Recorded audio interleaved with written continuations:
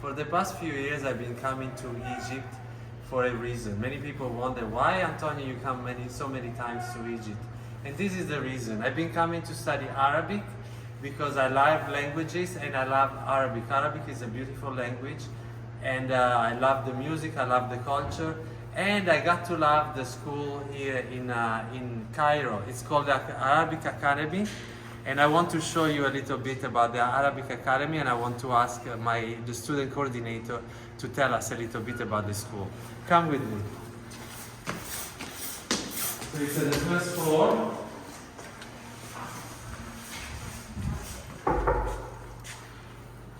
Salam alaikum, Salma. عليكم السلام. ازيك؟ عاملة ايه؟ الحمد لله. How's everything going, Antonio? Everything. I'm always happy when I come here, the Arabic Academy. Okay, perfect. I would like you to tell us a little bit about the Arabic Academy. Okay. Okay, so for how many years have you been functioning as a school? Okay, so we started working in 1996. At first, it was like desks. We through digital desks, and then floppy desks, A desk. Yes. But then in 1999, we established the online website, and we were like one of the first few people in the Arabic region in general that had like an Arabic website. And that's it. Like we started first with one student at the academy. Wow! So Wow! only one Wow. student, and then we kept getting more students and more till now. So now, do you have an idea how many students you have online and how many students you have here in the school?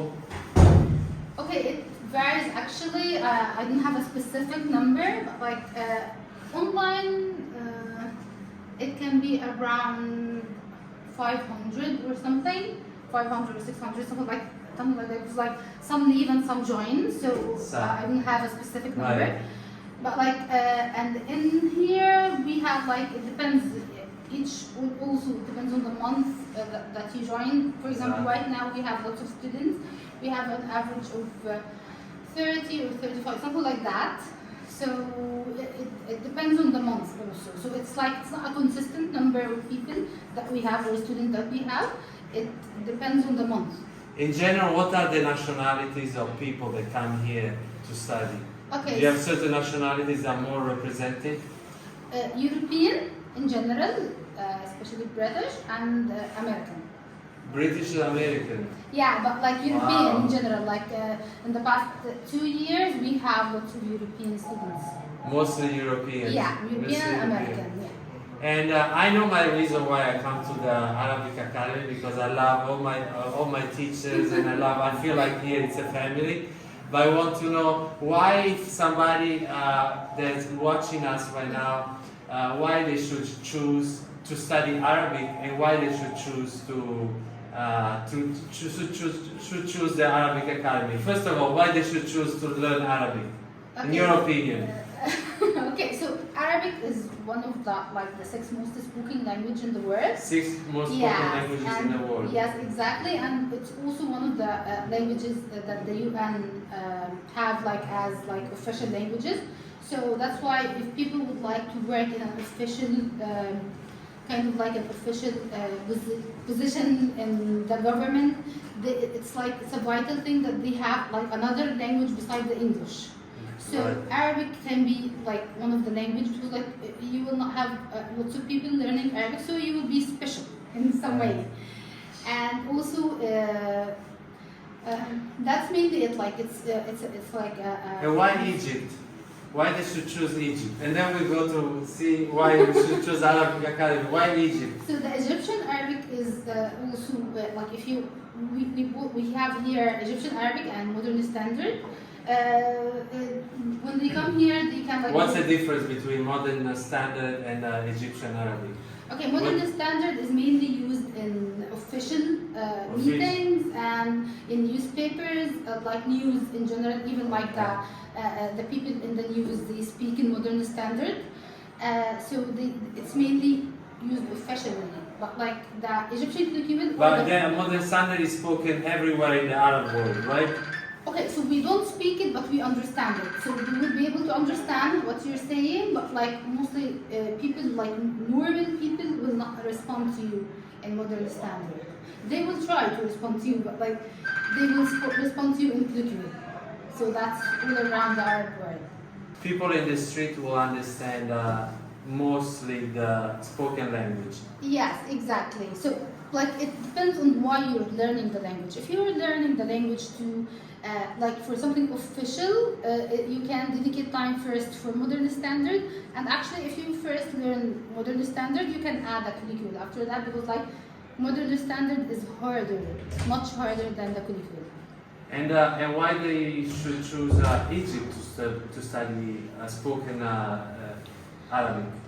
Okay, spoken because like Egyptian colloquial is understood all around the Arabic region because of like the movies and the songs and everything. Literature, everything. Yeah. It's like Egypt is like the Hollywood of the Arabic world. Yes, exactly. So everybody understands Egyptians when they talk their own dialect. Exactly. But maybe it's a different story if they Egyptian trying to understand other people. But everybody understands pretty much Egyptians. Yes. So we understand most of that. Most. Like we have a little bit of trouble understanding Moroccan and Tunisian because like they have lots of French. Right. Yeah. And their languages. Yes, exactly. And so my last question, why people, if they decide to learn Arabic, why they should choose the Arabic Academy?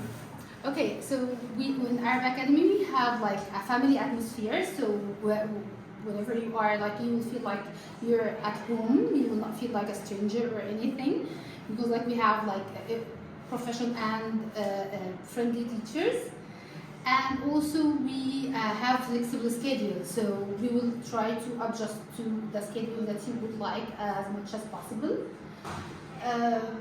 What else? What method do you use to teach Arabic? Because Arabic is especially in the beginning, it's a difficult language. Yeah. And it's very different than all the European languages. So what kind of method do you use to teach your students the language? We use the communicative lesson. The communicative method. Yes, exactly, yes. It's a communicative approach, and also while we are inside the classroom especially and the academy, we try to use Arabic as much as possible. So we try not to use something else like English, or maybe at the very beginning when learning the alphabet, we can add English. But like after that, we try to have the students speak Arabic as much as possible so that like they can get used to the language. One thing I like about the Arabic Academy since the beginning that I came here, that you have your own website with all the lessons, and you can listen. When I go home, I can listen to the lesson whether I'm here in Cairo, or whether I'm at home in my country. I can listen to the lesson again and again and again, and there are examples, and there is a book. So there are a lot of materials that help me to learn efficiently and also expeditiously. Because as you know, we have like online and we have in-person program. Right. So for the online, the people that are like that's not like they are not able to come to Egypt to study. So we have to help them as much as possible in order for them to develop the language and the skills. So that's why the website is important for them, and also like the one-on-one classes that's done online. Okay. So that's why like the website is important to us, because like it helps us communicate and helps the student all around the world also study Arabic. Okay, thank you so much, Salma. I appreciate it. Thank you. Now we are in a classroom in Arabic Academy, and I have two students, Margaret and Levi. Margaret is from the US and Levi is from Switzerland, right? And I want to ask them the reason they chose to study Arabic. Margaret, why did you choose to study Arabic? I studied it in the US. I decided to take it as a language course, and I really liked it. My teacher was from Palestine, and then I continued studying it and discovered that I was really interested in immigration work. And so I'm interested in hopefully gaining fluency in Arabic so I can work as a translator in immigration. What about you, Levi? I had also the opportunity to study some Arabic in Switzerland, not at the university but on my own. And for me, it was very important to come like in an Arabic-speaking country in order to, of course, like learn by interaction with the people in the streets, and also because they are just the best Arabic language centers here in Egypt and also like in other countries. And I hope to work more like in diplomatic or international relation fields, but related to Arab-speaking countries and states. So that's why I learned Arabic. But what about the reason you chose Arabic? Because everybody think that Arabic is so difficult to learn. You could have learned Spanish or Italian, and you chose to learn Arabic. Yeah, well, for me, this was years ago, and it's kind of funny, it shows my ignorance a little bit, because I didn't realize at the time that they didn't speak Arabic in Afghanistan, and I had read about a music school, because I studied music, that had been destroyed by the Taliban, so it was a long time ago, and I was like, oh, I want to learn Arabic, I study music, this is really, really interesting, and so I picked up Arabic, and I really liked it. So that's why I started, because I thought it was spoken in Afghanistan, but it's not. Well, I studied Spanish and Italian because in Switzerland we have a lot of languages, and I really wanted to learn language that is not that obvious in Europe, and also because we have many Arab-speaking people coming, either as refugees or as students, and there is hardly anyone who speaks Arabic from Europe, and I guess also in the States. So I feel it's something very important, like to know languages that are not that obvious, and I simply fell in love with Arabic as soon as I started to study it, and I'm really not regretting to like spending so much time on learning it. People in the West, in Europe, in the US, have a deformed idea of what people in the Arab countries and Muslim countries are, because the media portray often Muslims and Arabs in a negative way. How the coming to Egypt changed your way of looking at Arabs and Muslims, Margaret? So I was fortunate that I grew up around Washington, D.C., which has a very large population from the Middle East and North Africa. So I had, I was lucky enough to have a lot of friends and doctors and neighbors that were from the Middle East. So I was fortunate that I didn't have my impression from the media, because you are right, it's usually a negative view. So I think maybe I had a little bit of an understanding from my interactions in the U.S., but still, there's the difference of coming to the Middle East where you're surrounded by only, Egyptians or Arabs, and I guess it sort of maybe just expanded or deepened my understanding of the little bit that I knew from the U.S. Levi, by being here in an Arab country, and I heard also you're going to Jordan, do you think you will be able, once you go back to Switzerland or any other countries where you're going to visit that is not a majority Muslim or Arab, you will be able to be a voice for people to understand that all the negative portrayal of Arabs and Muslims are in fact is just they are not based on the complete reality of what people are in other countries. I hope to be so. It's true that thanks to the social media and Instagram, and people see my pictures and I'm sharing a lot, I try to bring this positive image to my friends who are not usually traveling in those regions. And also when I go back, because I have made many forth and backs from the Middle East to Europe, I always tell my friends, my families, and especially my family, I think, who had nothing to do with the Middle East, who never went there, heard a lot of my stories and also changed their minds, I think, I hope. And as you said, I think it's important, in order to change minds in Europe, there has to be more cooperation and just communication and understanding between the two cultures. And this works in both sense, like not just only Arabs coming to Europe, but people also from Europe should come and see and live here. And when I say this, I don't mean go to the beach in Sharm el-Sheikh, but I mean like Right. coming to Cairo and really live with the people, talk, learn Arabic, eat the food, learn how to cook, how to move around, and try to integrate into the community. Margaret, this question is just for you. I want to ask you, many women in general, everywhere in the world, are a little hesitant and even scared to travel anywhere because unfortunately we still live everywhere, we still live in a patriarchal society and men can be harassing women or even harm women. And so women are scared to travel in general and particularly to Arab countries because they think they are very patriarchal and they don't treat their women correctly. That's the idea the people have outside of Arab countries. How you're traveling by yourself, right? You came here by yourself. How has been your experience, and what would you say to women from Europe or from America that see you? What advice would you give them about traveling alone in general and traveling to a Muslim Arab country? Yeah, well, what I would say is that the same precautions that you would take in your own country when it comes to your safety, you just do the same here.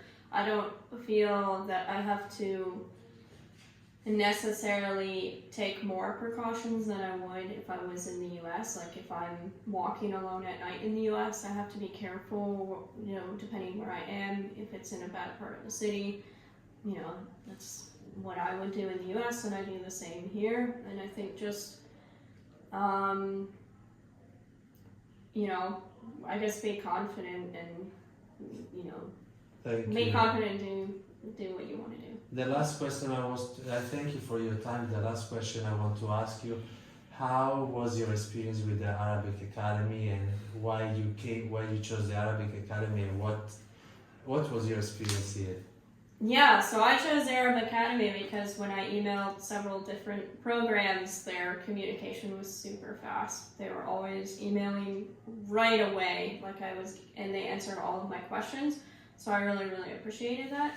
I've been here now about a little over 3 months as a full-time student studying both MSA, Fusha, and Amia.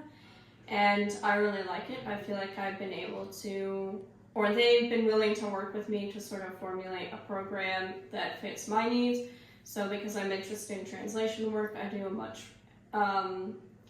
heavier focus on Fusha, so I do a lot more writing in Fusha, but then with speaking in Amia, they've been very amenable to that, and they've designed my program so that we, with an emphasis on the Fusha and a lot of grammar, which is what I really need.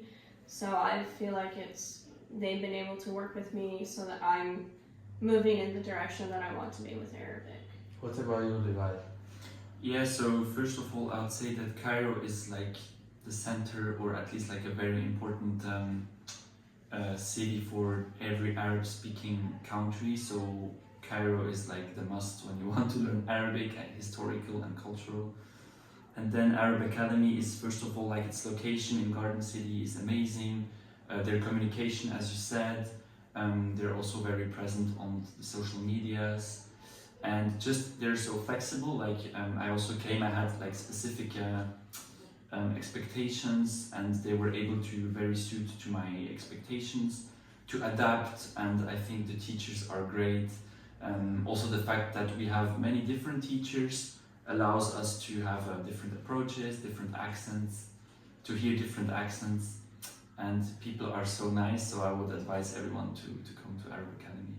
Okay, thank you so much for your time. Thank you. These are all my teachers. This is Iman, Shireen, Amr, Ahmed, Iman, Fatima, Shemay, Amira. They help me to learn Arabic, and every time I come here, I learn more and more and more thanks to them. I all want to thank you. I'm a good student or not? Yeah.